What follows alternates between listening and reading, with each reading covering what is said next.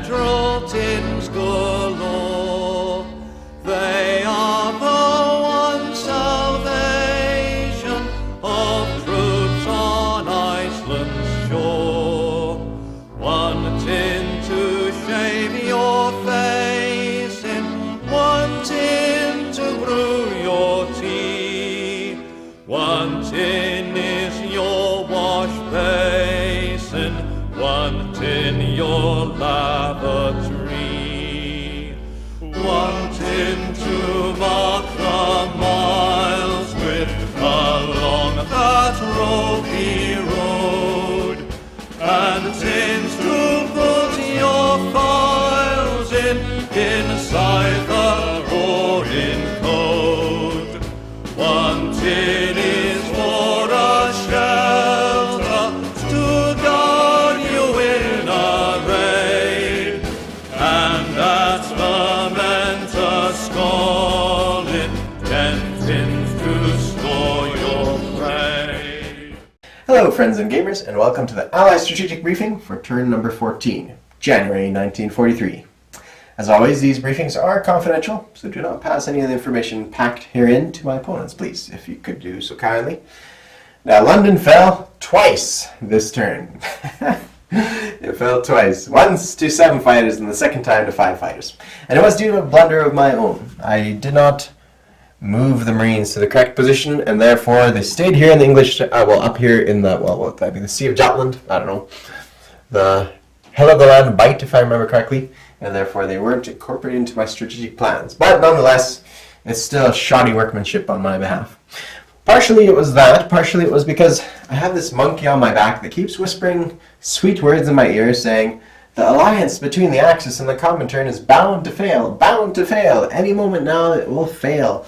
They need to start stabbing at each other's backs in order for one of them to win, and herein is a good opportunity, especially if the Allies are opening up a second front in Iran. There's no way the Axis are going to attack me this turn. Maybe the Soviets might, but not the Axis. They would never. Yet the monkey's sweet words have fooled me once again, and therefore I see myself with London falling twice. Now, the second time around, I could have scrambled my 2 fighters into the battle. But, behind the scenes, we actually discussed this game quite a bit, and we're all very gentlemanly about it. We actually refer to each other jokingly as kind of, hello, gentlemen. We always pass back and forth to each other, right? And we talk about these very amicably. And in order to keep the game flow kind of moving on for you guys, we didn't want to reshoot the German turn. We didn't want to reshoot the Russian turn. We could have. And we should have, if we did scramble into London. We would have had to reshoot the Russian turn. So instead I said to the other gentleman, I said, well, guys, you guys have been honoring, trying to slip through all this thing without minimal disruption. Let's just say I don't scramble. And so I didn't scramble in order that we may kind of quickly add an addendum at the beginning of the Japanese turn, as opposed to redoing the whole German turn, the whole Russian turn, and finally getting to the Japanese turn. That's where we find ourselves. Probably a good move in this case because, well, there was a logic to the madness. Even though I predicted a fight with the scrambling into here would have been a coin toss, and I could have won that one, possibly. It would have been a coin flip. If I would have won the London battle, the Russians would have came in there and conquered it anyways. And if I would have lost the London battle, the Russians would have done the same thing and attacked the British Midlands with probably more success in capturing the British Midlands. So at the end of the day, there was multiple reasons. Part of it was for a flow of the game. Part of it was because, well, either way I looked at it, likely, I lost London, but I wiped out the Russian invading force. So that's the way I look at it. It's not win-win, because at the end of the day, that consolation prize is much, much further from my hands. Panzer King, he sent his aircraft to Belgium, so therefore he can scramble more units here. He built light cruisers here, so he can attack this position more readily. So it puts me in a hairy position for sure. Now, I could have asked him and said, you know what, you had 6 fighters here before. Do you think you could use that optional rule and drop off 6 fighters just to benefit me a little bit and let me kind of still keep the consolation prize? But you know what? No. No, we're just going to do it as is. So he has 3 fighters sitting here in Belgium who can scramble here, and 3 from here that can scramble here, plus the 2 light cruisers. So this fight here is another coin toss. and a coin toss, which, though the rewards are pretty hefty with 4 transports here, it would likely decimate my fleet as well. So, is that worth doing? I'm going to put it to you guys, and you guys can give me a response on that one. I would likely win. I could bring in these 2 fighters, plus I could bring in those 2 fighters here in Canada, and this fighter here. Now, I'd have to bring my 2 carriers as a safe landing zone to this position here. And likely the two fighters coming from the furthest direction would be killed on the first round, so I could use the light carriers as cannon fodder, let's say, to absorb those hits. So I could do that and still wipe out a sizable portion of their fleet, if not all of their fleet. And if I do all of their fleet, then I get these juicy targets of each one of these transports of $7, and wiping them out would take a load off of my mind, that's for sure. So that's my thinking. I may go ahead with that dice with that attack, because sometimes you gotta throw caution to the wind and just flip that coin. Sometimes that's all you can do.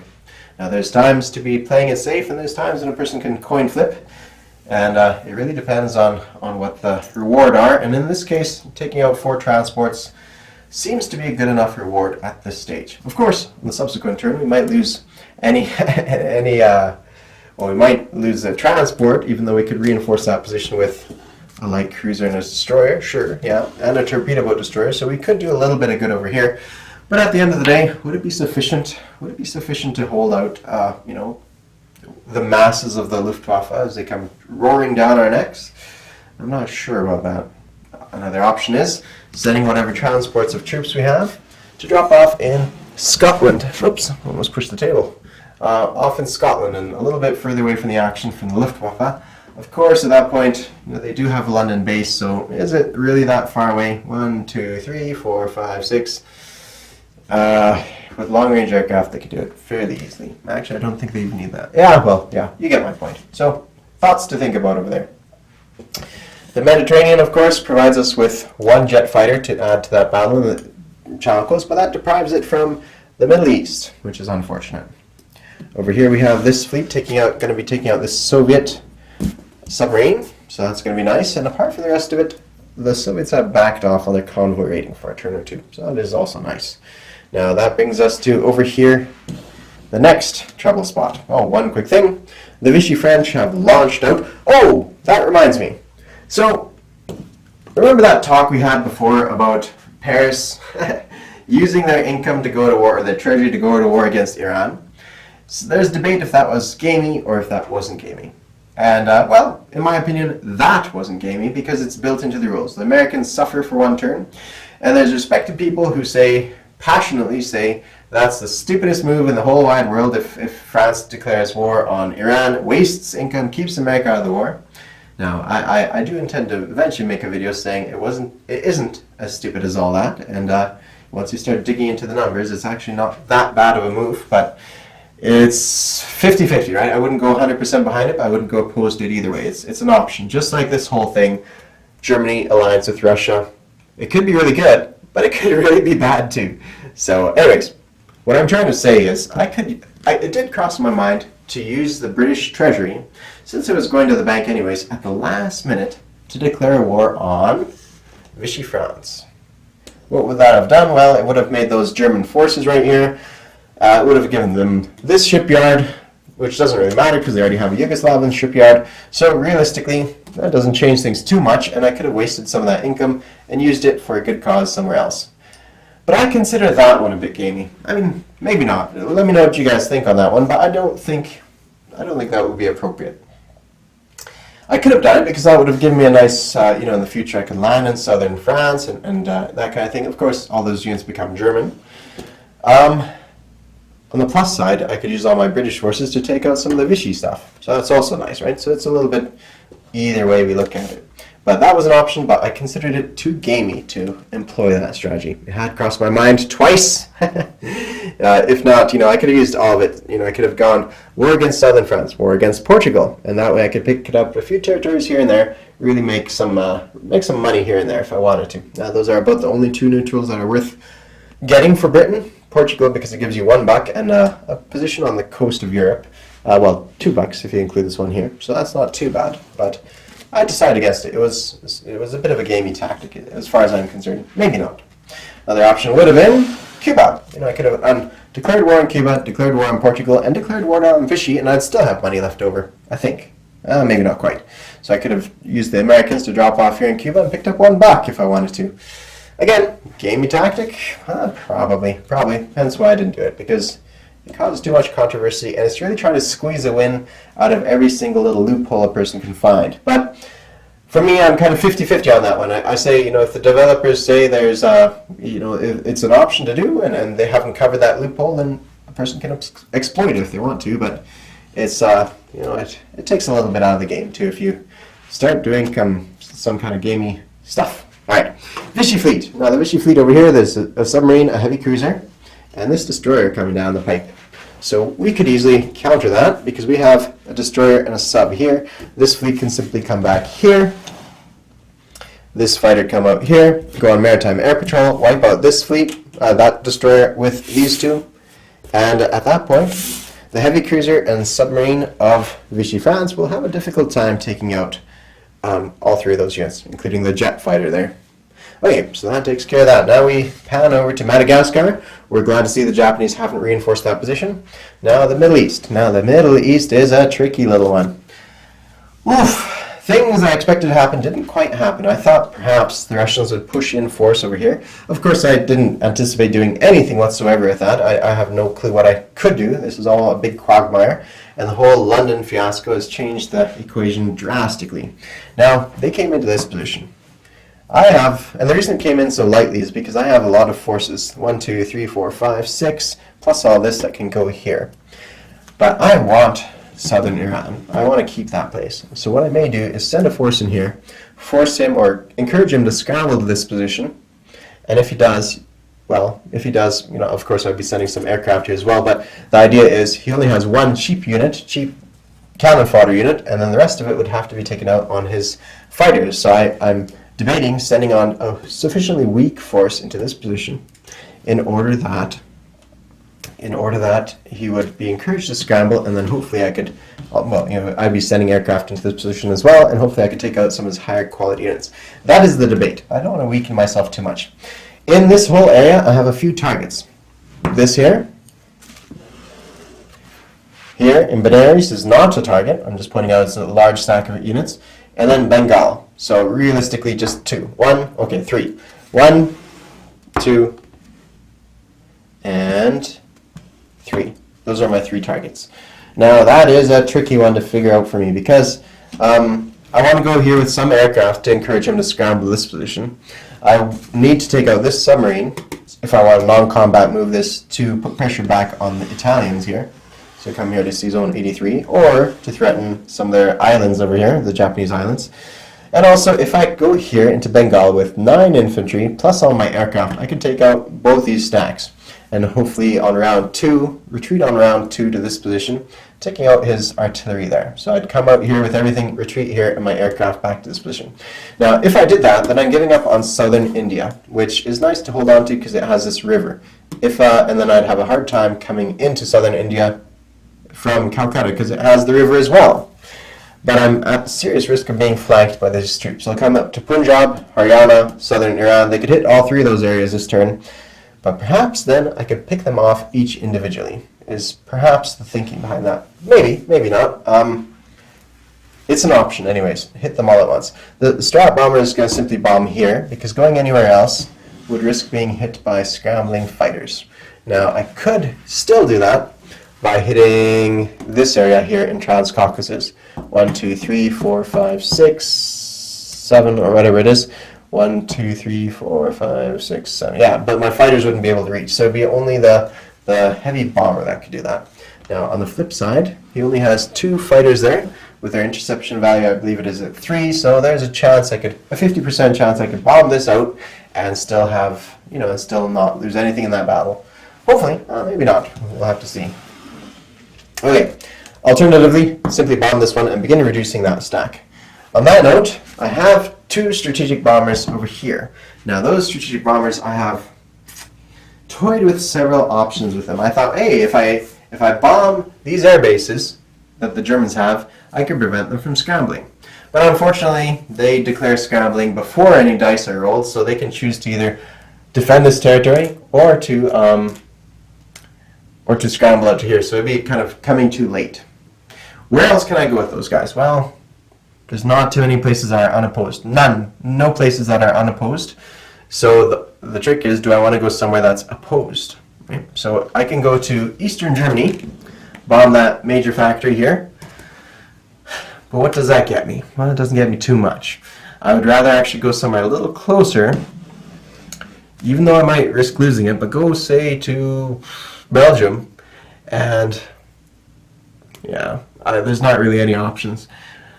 Not really any options I could think of, to be honest, of where to go with them. So I'm debating simply just moving them, either just going to bomb London with them, and if I lose them, I lose them, and hopefully the Germans divert sufficient of their forces, because there's a minor factory here too, even though I didn't put it on the board, but bomb this place here, and hopefully the Germans divert, say, 2 fighters to deal with 2 of my strat bombers, and then the strat bombers come along south, land in Gibraltar or further, and get themselves in a position to go all the way to India. So in that case, they could go, let's see, 1, 2, 3, 4, 5, 6, 7, 8, 9. We could get as far as Transjordan next turn, and from Transjordan, it would be a hop, skip, and a jump, and we could start bombing the following turn over here, which is likely what we're going to do at the risk of losing them in Germany. That is the plan there. Now, a quick note while we're looking at this side of the map. Panzer King had a coastal submarine present right here, but in his previous Japanese turn, he actually lost it over here to the convoy anti-submarine warfare stuff that was going on. So he's only got 2. So he's told me that he wants to send a torpedo boat destroyer from that position here, 1, 2, to this position there, to block off any access to that island. That's his plan. So there's one less ship in the major fleet that we need to worry about, and he's kind of got us blockaded here, which is fine because we didn't intend on going that direction anyways. We didn't have the infantry to spare to bring from this position. So this fleet, as far as I've planned, is still going to head on its way back to threaten the Mediterranean. So we just need to wipe out this sub, and then we'll be free and clear. Alright, so next up, well, we may also send a transport. No, we can't. We might have sent a transport to this position to pick up some units, and that way it would be easier to shuck things from here elsewhere, but we'll just leave it at that for now. Right on. I've actually bumped some stuff on the board here. Okay, now we are looking at Calcutta. So, Calcutta, this stack of infantry can fend off either one of these units. These 9 infantry, they're kind of free to be put wherever I want them to be put. I could defend southern India, but not against this stack. That's just too strong. It's just too much of a strong stack. So I think what I have to do is I have to let this stack come wherever they want to go, and just pick them off as I can with my strat bombers and my infantry whenever they're in a position for that. So it's something I'll have to just plan out as things go. But I think the more I think about it, the more I think I have to just let that stack do what it wants to do. Whether that's going to all 3 of these areas, or simply, yeah, I can't think of what else I can do with them. But if they go into these 3 areas, hopefully they divert enough troops that my strat bombers can bomb them first, and then come alongside with our infantry and whack out the rest of their units. Hopefully is the plan. So we'll have to see how that goes for us. Okay. I have to keep in mind the CCP aren't bogged to their island. They can actually come and bomb some of my units too. So if I'm within range of their fighters, with the sea zones here, they can actually hit me with 2 fighters and an attack bomber. So that is something worth thinking about. This submarine, where is it going? Now, I suspect it's going in a position where it can pick up units in Marshall Islands or Solomon Islands and go to probably New Britain there. That's my guess. Maybe I'm going to wipe it out with my Anzac fighter. 1, 2, 3. I still have 1, 2, 3, 4. I still have 2 moves, so I can go 1, 2, or simply 1 and land in there. So I may do that just to wipe out that destroyer, because really, they have very few destroyers at this point. Now we have this fleet here to contend with, and this is the big question for the United States.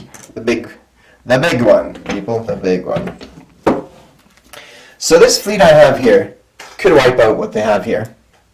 I would go, they're sitting here, so 1, 2, wipe out that fleet there. These 4 units here, they can't do much. They just have to sit here basically.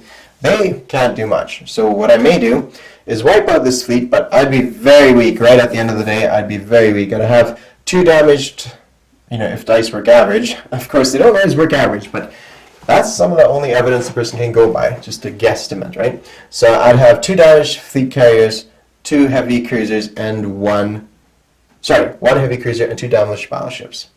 Plus a British sub, and that's it. Just a British sub.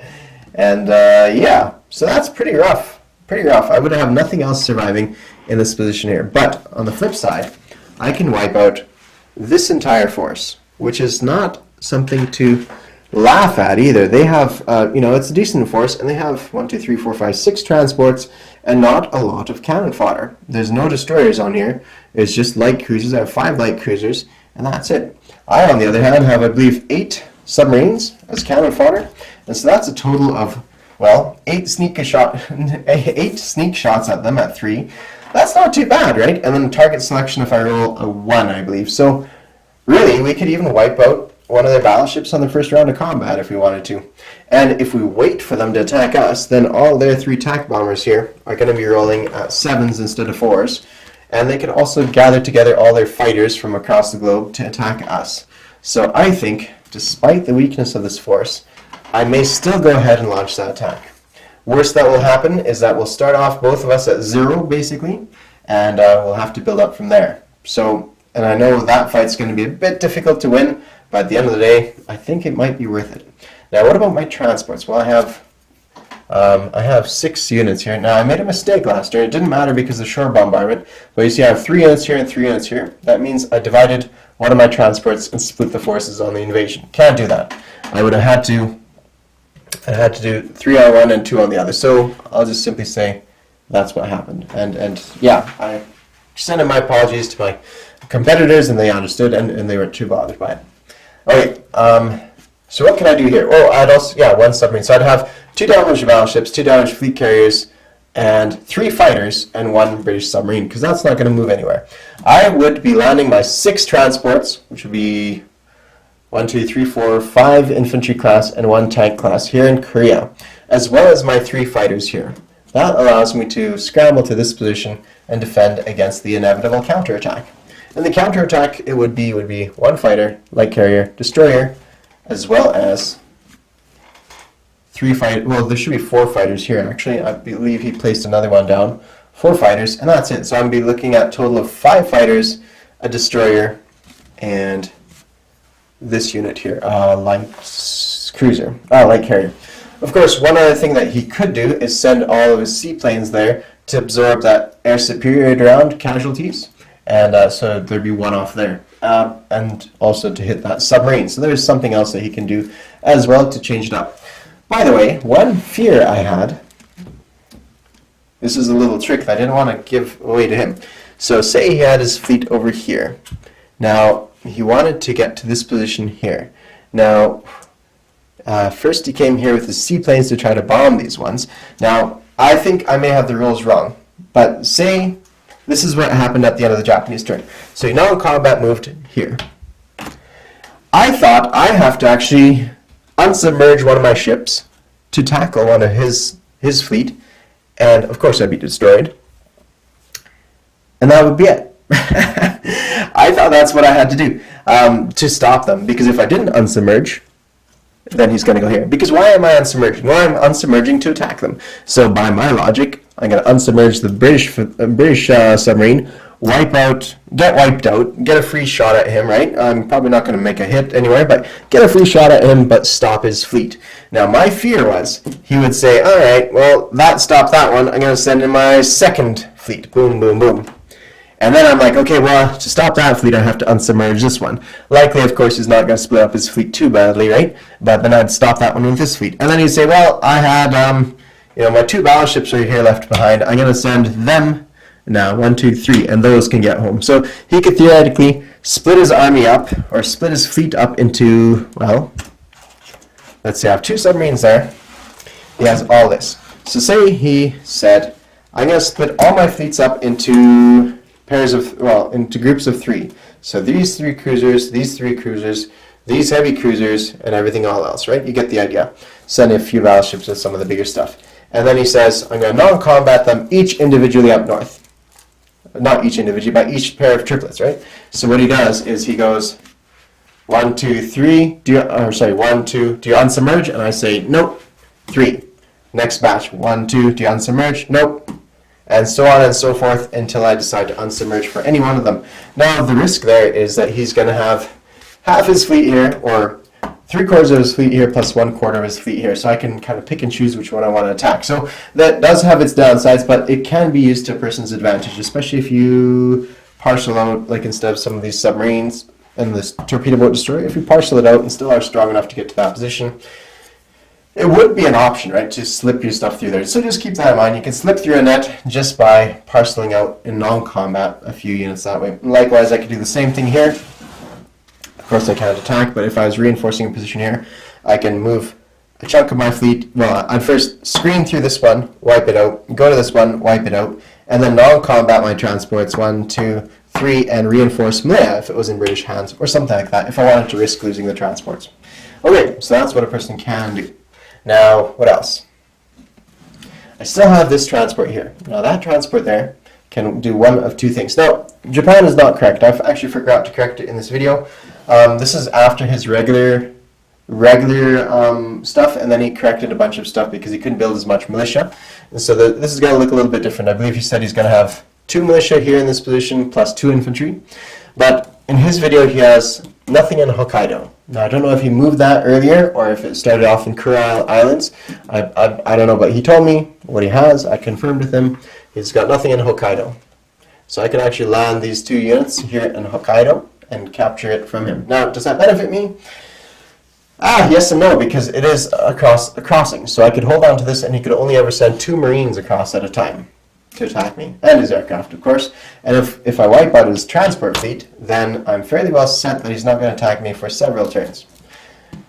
What about these 2 battleships? I think they could safely retreat, or we can, another option I thought of is move these lower units to this sea zone, and so now his fighters have several targets. They can either go here into this sea zone, or they can go as far as this sea zone here, and they have that option to do one or the other. I could also drop off a screening force right here to slow down, like leave one submarine here, the Anzac one or the French one, 1, 2, 3. Yeah, I think that's what I might do, and prevent this small fleet, the destroyer and that, from getting all the way there. Now, maybe not. At least one of them will have to be left behind, or 2 of them probably will have to be left behind. But apart from that, yes, that's what a person can do. Of course, we're sacrificing some heavy hitters, some battleships and such, so I'm not exactly sure what a person should do.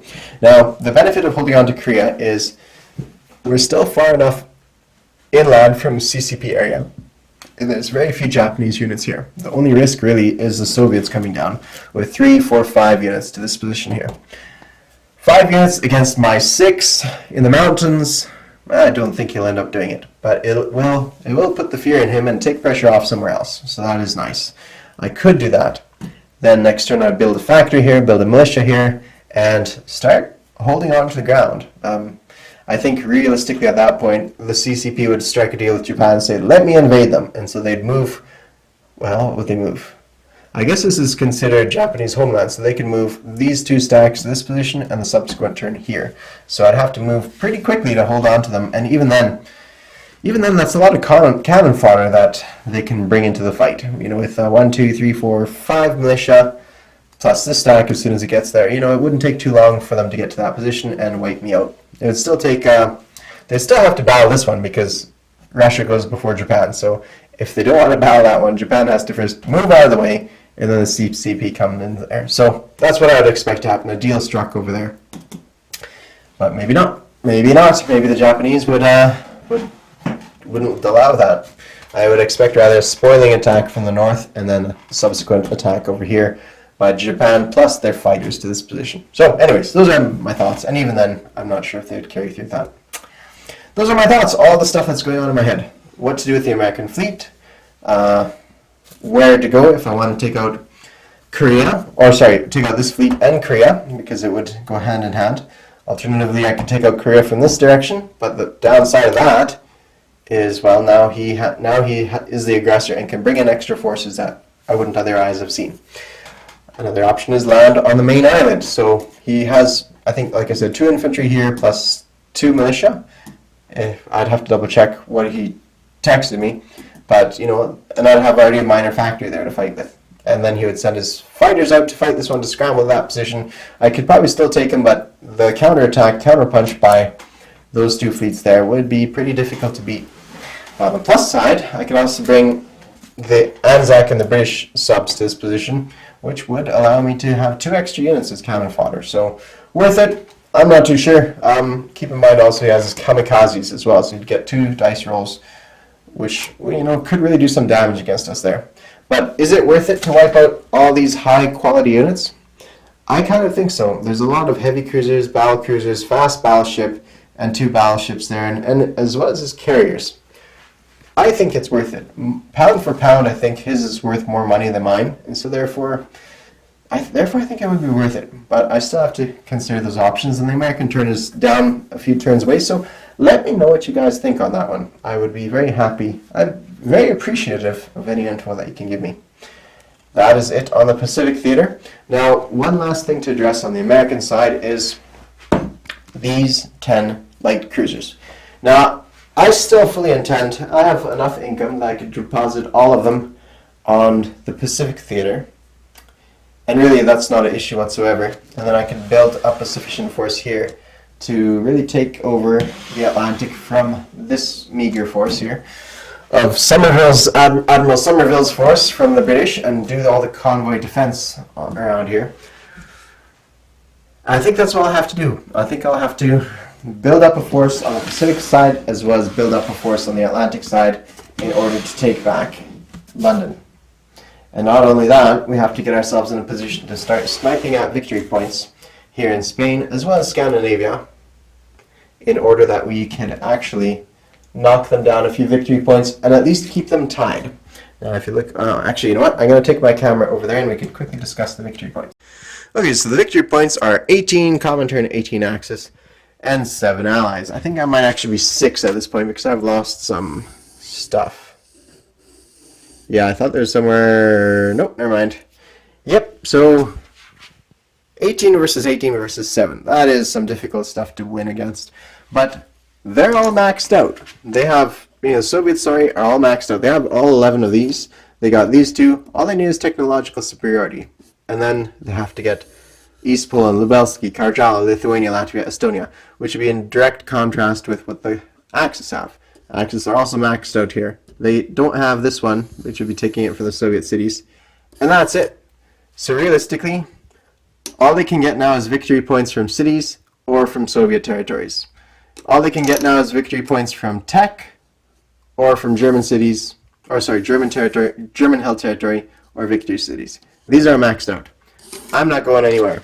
Italians aren't going anywhere. They're maxed out as well. Japan, well, they can get this one if they have more than $50 income per turn, which they're not going to get unless they take out some Chinese territory. So everyone's maxed out. Tables are loaded. This is where it's going to sit up until the common turn get their tech. They get their tech bonus, which is not too far away. Then they're going to be winning the game. And when we start rolling a few turns from now, it'll be, well, because there's 2, I should put another token in here. There's 2 capitals taken over now, which are Paris and London. That means there's a +2 on the dice roll. So we can actually end this game a little bit quicker than I originally had thought with a common turn victory. So that's why that monkey on my back keeps whispering at me saying, oh, it's not going to last. It's not going to last. The Axis have got to know. They've got to know that the Soviets are going to win this one. They just got to know, especially since the Soviets can just immediately place a ton of units down. So it's Axis, it's common turn victory. It's got to be that Axis have got to do something to counter that. Yet turn after turn, we see stuff like this, where they're backstabbing their only potential friend. Or at least their only potential Sitzkrieg ally, or whatever you want to call it. That is it, people. Thank you all for listening to my jabber and nonsense and all this other stuff. I'm having a lot of fun. And that is it. Thank you all for watching, everyone. Cheers.